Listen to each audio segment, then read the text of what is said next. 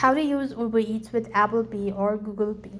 Hi everyone, welcome back to another episode. Today in this following tutorial, I'm going to let you know the ways to use Uber Eats with Apple Pay or Google Pay. So to do this procedure, open up a browser and log into your Uber Eats account. So when you're logged into your account, that's going to take you to the home page. So when you're logged in, that's going to take you to the home page, and this is how it's going to look like. So after you're logged into your account, that's going to take you to the home page. So from the home page, what you'll need to do is tap the tab bar icon and go to wallet. As you are in the wallet section, here you could see this is how it's going to look like. So over here, what you want to do is you just want to go ahead and click on add payment method. As you press the payment method, you just have to go ahead and select spend. So whether be it your credit card or debit card, PayPal, whatever, select that.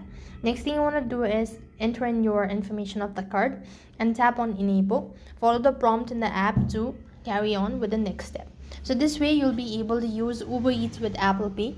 That is all for this video. I hope the video was helpful. Make sure to like, share and subscribe to our channel. Thank you for watching. See you in the next video.